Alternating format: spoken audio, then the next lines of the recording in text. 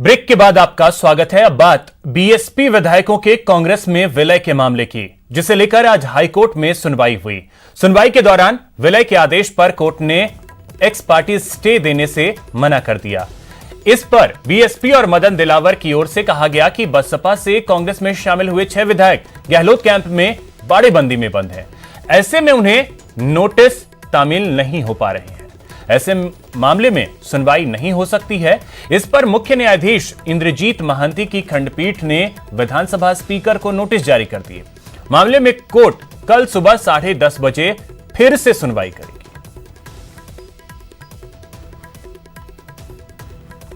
बसपा और मदन दिलावर की अपील पर आज राजस्थान हाईकोर्ट में सुनवाई हुई और स्पीकर को नोटिस जारी कर दिए गए। हमारे साथ बसपा के अधिवक्ता दिनेश गर्ग और दीपक कैन हैं। उनसे बात कर लेते हैं क्या कुछ सुनवाई के दौरान रहा।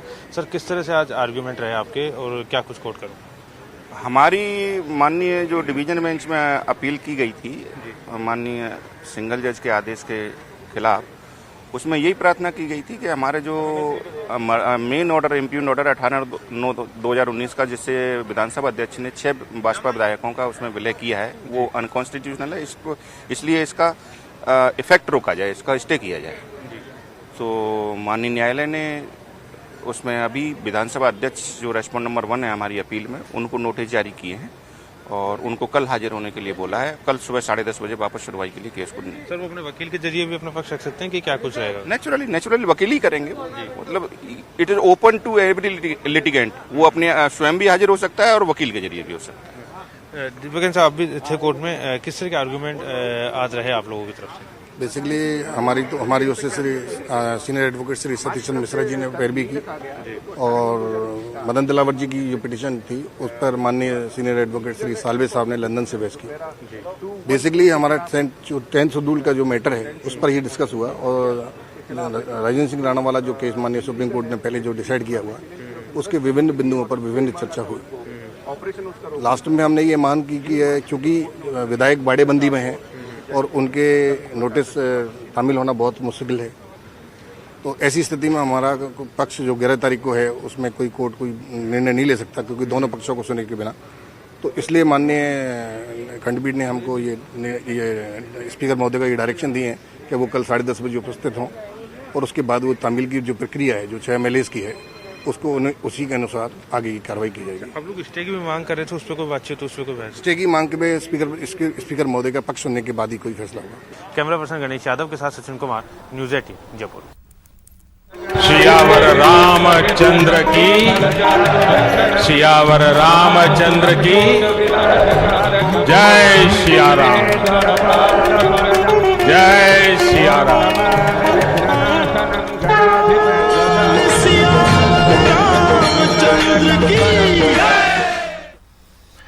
अब चलते हैं अयोध्या, जहां प्रधानमंत्री मोदी के पहुंचने के बाद से इस सदी का सबसे बड़ा अनुष्ठान शुरू हुआ।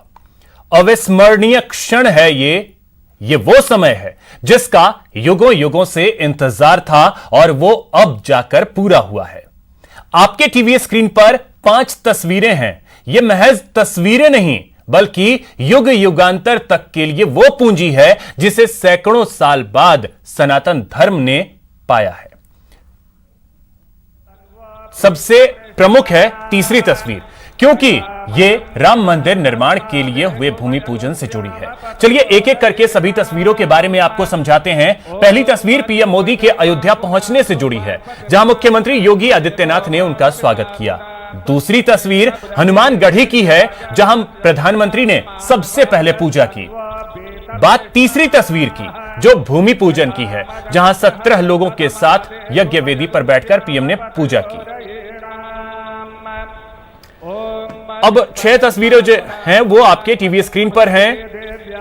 मंदिर का शिला पूजन करते हुए प्रधानमंत्री मोदी और रामलला को साष्टांग दंडवत प्रणाम किया, रामलला की पूजा की, मंदिर की परिक्रमा उन्होंने की और मंदिर में पारिजात का पौधा भी रोपण किया और डाक टिकट उन्होंने जारी किया।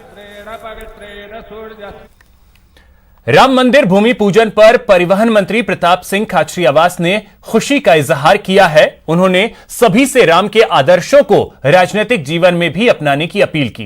प्रताप सिंह खाचरियावास से बात की हमारे संवाददाता राकेश शर्मा ने।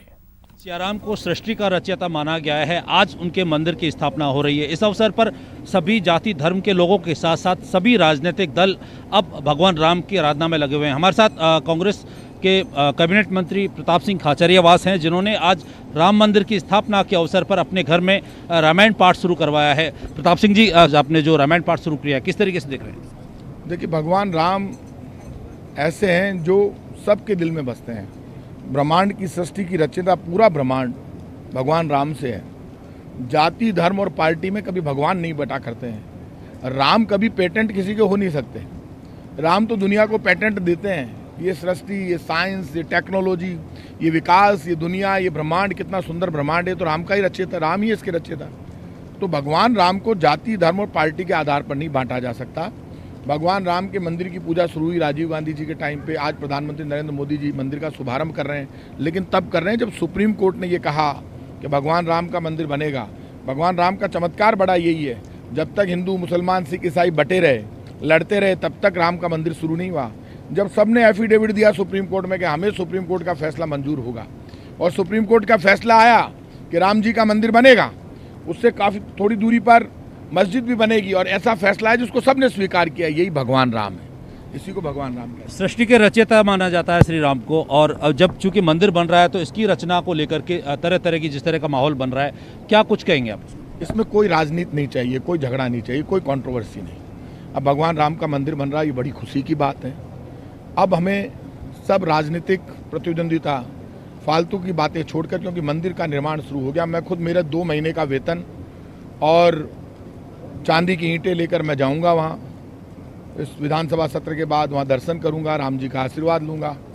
और जब मंदिर का निर्माण शुरू हो गया है तो अब इसमें कंट्रोवर्सी नहीं होनी चाहिए। अब ये ना कांग्रेस, ना बीजेपी, ना झगड़ा, ना फसाद, क्योंकि अब ये खत्म हो चुका है। तो भगवान राम का न्याय यही था कि सुप्रीम कोर्ट फैसला दे, और सुप्रीम कोर्ट ने फैसला दे दिया। इसलिए अब हमारे में कोई कंपटीशन नहीं, कोई बैरभाव नहीं, कुछ नहीं। जो भी हो रहा है सब राम से हैं, और हम सब राम के वंशज हैं। तो सब जब राम से हैं और सबके राम हैं, तो फिर झगड़ा किस बात का?